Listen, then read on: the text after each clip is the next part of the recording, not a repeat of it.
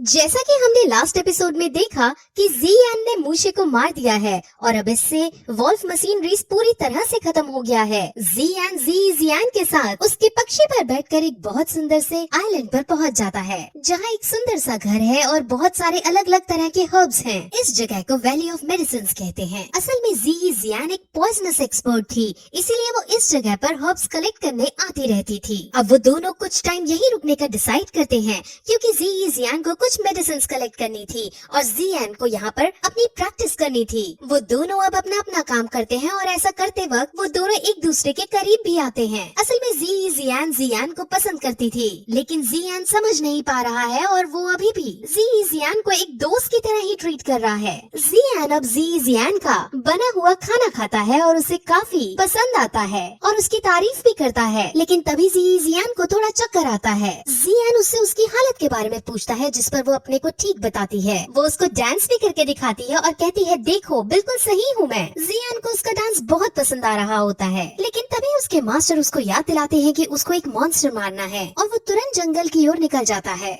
जैसा कि पिछले सीजन में बताया था कि उसको अपनी पावर्स को स्टेबलाइज करने के लिए रोज एक मॉन्स्टर का शिकार करना होगा, इसीलिए वो सेकंड लेवल का फ्रोजन बीस्ट मॉन्स्टर ढूंढने लगता है। वहीं दूसरी तरफ हमें फिर से लिंगर को दिखाते हैं, जो अपने डैड के साथ थी और उन पर एक मॉन्स्टर ने अटैक कर दिया था। लेकिन तभी लिंगर की मॉम वहाँ आती है और अपनी शानदार फाइटिंग स्किल से उस मॉन्स्टर को मार गिराती है। लेकिन अभी उनकी दिक्कत समाप्त नहीं हुई थी, क्योंकि एक और मॉन्स्टर जो लेवल 2 का फ्रोजन बीस्ट मॉन्स्टर है, वो उन पर अटैक करने के लिए आ गया। अब वो उस मॉन्स्टर को नहीं मार सकते थे, लेकिन तभी वहाँ ज़ियान आता है और अपनी पर्पल फ्लेम का यूज करते हुए मॉन्स्टर को एक ही झटके में मार डालता है। पर्पल फ्लेम वही पावर है जो उसे यूजी से मिली थी। अब ज़ियान ने एक बार फिर से लिंगर की मदद की थी और इससे लिंगर परिवार को बहुत खुशी होती है। ज़ियान मॉन्स्टर की खोपड़ी खोलकर उसके अंदर का कोर चेक करता है, लेकिन उसे कोर नहीं मिलता। उसे लेवल 2 का आइस कोर चाहिए था। अब लिंगर की मॉम, जिनका नाम क्विंग ये है, अपनी जान बचाने के बदले में उसे अपना लॉकेट तोड़ कर देती है और उस लॉकेट के अंदर लेवल 2 का आइस कोर है। ज़ियान बहुत खुश होता है और उसे लेकर ज़ियान के पास वापस चला जाता है।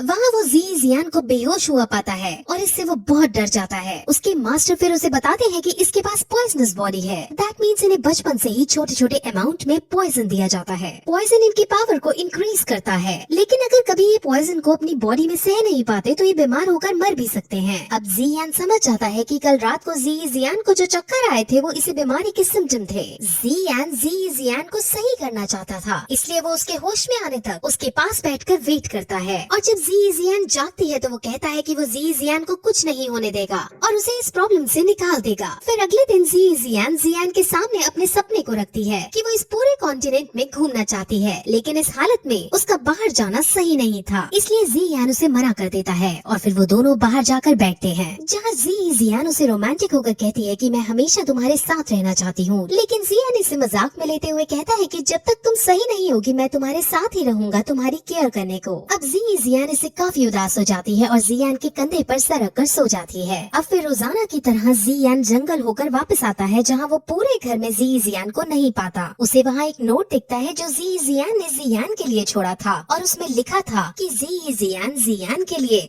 उसके गोल में अड़चन नहीं बनना चाहती। वो नहीं चाहती कि ज़ियान की ही केयर करता रहे और अपनी प्रैक्टिस और अपने सफर को बीच में ही छोड़ दे। इसलिए ज़ियान अब खुद ज़ियान से दूर चली गई और वो उस लेटर में अपने प्यार का इजहार भी कर देती है और ज़ियान अब ये सब पढ़कर उदास हो जाता है। लेकिन वो डिसाइड करता है कि जब भी अगली बार उसकी मुलाकात ज़ियान से होगी तो वो उसका इलाज जरूर करेगा। अब अगले एपिसोड की शुरुआत में हमें ज़ियान को ही दिखाते हैं, जो ज़ियान के जाने के बाद और अच्छे से मोटिवेट होकर प्रैक्टिस करता है और इससे वो दोषी 1 स्टार पर पहुंच जाता है, यानी अपग्रेड हो जाता है। उसके पास पर्पल फ्लेम तो थी ही, लेकिन अब उसे और भी डिफरेंट फायर कोर हासिल करनी थी, इसीलिए उसके लिए उसे टैगोर डेजर्ट के अंदर जाना है। लेकिन टैगोर डेजर्ट के अंदर जाने के लिए उसे एक खास तरह के उड़ने वाले जानवर की जरूरत है और उस जानवर का नाम हाउई है। हाउई ब्लैक रॉक सिटी के अंदर ही मिलते हैं, इसलिए अब वो ब्लैक रॉक सिटी के अंदर जाने का डिसाइड करता है। वहाँ उसके मास्टर उसे एल्केमिस्ट एसोसिएशन के अंदर जाने को कहते हैं, क्योंकि वहाँ से उसे कुछ ऐसा मटेरियल मिल सकते थे जो उसकी कॉम्बिनेशन में बहुत मदद देने वाले हैं। असल में हमारा ज़ियान अपने मास्टर के सिखाने से बहुत अच्छा एल्केमिस्ट बन चुका है, यानी उसे भी दवाई बनाने की टेक्निक्स आ गई हैं। वो सीधे अब एल्केमिस्ट एसोसिएशन के अंदर जाता है, जहाँ पर गार्ड्स उसे उसका इनविटेशन लेटर मांगते हैं, लेकिन उसके पास तो कोई इनविटेशन था ही नहीं। असल में एल्केमिस्ट एसोसिएशन के अंदर रैंक 1 एल्केमिस्ट बनने के एग्जाम एग्जाम चल रहा था। वही तभी एक रैंक 4 का अल्केमिस्ट वहाँ आता है और वो इस एग्जाम का जज भी है। असल में जो जितना अच्छा अल्केमिस्ट होता है उसके पास उतनी ही ज्यादा रैंक होती है, यानी रैंक 4 का अल्केमिस्ट रैंक 1 के अल्केमिस्ट से सुपीरियर है। इसका नाम मास्टर आओताऊ है और जब वो जियान को देखता है तो वो समझ जाता है कि इस लड़के में कुछ तो खास है। मास्टर आओताऊ के साथ उसकी डिसाइपल लिनफी नाम की लड़की भी थी जो बहुत नकचड़ी लड़की है। उन दोनों के अंदर जाने के बाद वहाँ अंदर से एक लड़का निकल कर आता है जो जियान का मजाक उड़ाने लगता है और वो कहता है कि तुम्हारे पास तो इनविटेशन ही नहीं है तो तुम यहाँ कैसे आए। वहीं जियान अपनी पावर्स का यूज करके दूर खड़े होकर ही उसके बालों में पर्पल फ्लेम लगा देता है जिससे गार्ड्स बहुत शॉक हो जाते हैं और वो जियान की इस खास एबिलिटी को देखकर उसे अंदर जाने देते हैं। अंदर बहुत सारे स्टूडेंट्स थे जो एग्जाम देने आए थे। वहाँ 2 जज भी खड़े थे जिसमें से एक तो आओताऊ है और दूसरे फूलैन है। फूलैन की डिसाइपल एक जुईमी नाम की लड़की है।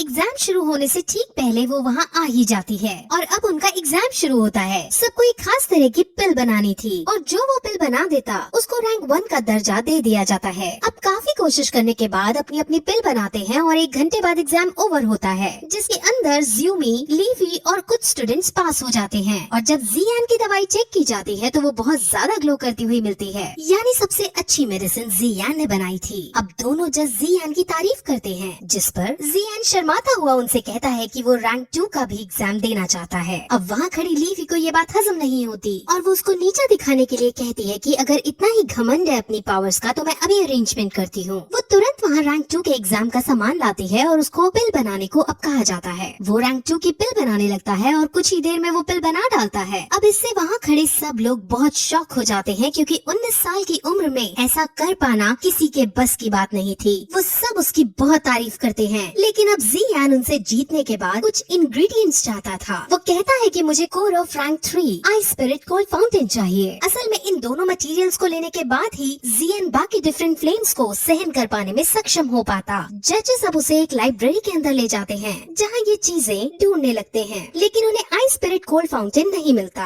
अब थोड़ी देर बाद मास्टर आओताऊ चुपके से जियान को अपने साथ एक जगह ले जाने लगते हैं। असल में शहर के अंदर एक बहुत बड़े ट्रेजर कलेक्टर के पास आई स्पिरिट कोल्ड फाउंटेन है और वहाँ जाकर वो उसके घर के अंदर जाते हैं। उसका घर एक भूल भुलैया की तरह था जहाँ कदम कदम पर जाल बिछाए थे और वहाँ जादुई चीजें रखी थी। और अंदर कमरे में जाने पर उसे एक पतला सा अजीब आदमी दिखता है। उसका नाम गूते है और उसके पास कई तरह के कीमती खजाने रखे थे। वहाँ जियान उसको ट्रीट करने की कोशिश करता है और कहता है कि मैं आई स्पिरिट फाउंटेन के बदले तुम्हें बहुत कीमती चीज दूंगा। जिस पर वो पूछता है कि तुम क्या दे सकते हो, तो जियान पर्पल फ्लेम का एसेंस उसके सामने रखता है। पर्पल फ्लेम बहुत ज्यादा कीमती है और बहुत ज्यादा महंगी। अब जियान और गूते के बीच ट्रेड हो जाता है और गूते से उसे आई स्पिरिट कोल्ड फाउंटेन मिल जाता है। अब वो यहाँ से बाहर निकल जाता है और उसे एल्केमिस्ट एसोसिएशन से रैंक 3 की भी कोर मिल जाती है। वहाँ वो एक बुढ़े आदमी को नोटिस करता है जो एक लड़की के साथ अय्याशी करता हुआ आ रहा था और वो निर्दोष लोगों पर अत्याचार कर रहा था। उसके साथ उसका एक चेला भी था। जियान उसे रोकने की कोशिश भी करता है, लेकिन तभी वहाँ मास्टर आओताऊ आते हैं और उनके डिसाइपल लीफी भी आती है। लीफी जियान से इम्प्रेस हो गई थी और वो उसको गले भी लगाती है। वहाँ फूलैन अब जियान को 6 महीने बाद होने वाले एल्केमिस्ट इवेंट का भी इनविटेशन देते हैं जिसको जियान एक्सेप्ट कर लेता है। अब मास्टर आओताऊ उसके लिए हाउ यी की एयर सर्विस का भी इंतजाम करता है और उसमें उसको बिठाकर विदा कर देता है। उस बोट में फूलैन और वो बुरा ओल्ड मैन भी है। अब जियान के पास वो सारे इंग्रेडिएंट्स थे जो उसे एक ऐसी दवाई बनाने के लिए चाहिए थे जो उसे बाकी फायर एसेंस स्वेलो करने में मदद कर सके। वो दवाई 4 रैंक की होगी और अब जियान अपने मास्टर से उसे बनाने के लिए कहता है। वो रैंक 4 की दवाई बहुत ज्यादा शक्तिशाली है और जियान के मास्टर उसको चेतावनी भी देते हैं कि इस रैंक 4 की दवाई को बनाते वक्त और बनाने के बाद हमें सावधान रहना होगा क्योंकि ये दवाई कई लोगों का ध्यान अपनी तरफ खींचेगी। वही अब मास्टर उस दवाई को बनाने लगता है और उनको बनाते बनाते 2 दिन का समय लग जाता है और फाइनली दवाई बनकर रेडी हो जाती है। जब दवाई बनकर रेडी हो जाती है तो वहाँ आसपास पूरी बोट में एनर्जी वेव प्रोड्यूस होती है जिससे सब समझ जाते हैं कि जियान अपने मास्टर के साथ कमरे के अंदर कुछ अलग तरह की खास दवाई बना रहा है। जियान के मास्टर उसे गेट पर रहकर पहरा देने को कहते हैं क्योंकि दवाई में अभी कुछ फाइनल टचअप्स देने बाकी थे। कमरे के बाहर ओल्ड मैन कमरे के अंदर जाने लगता है और कहता है कि बोट के अंदर एक एनर्जी वेव आई है और बोट के अंदर सफर करने के दौरान हमारा ये जानना जरूरी है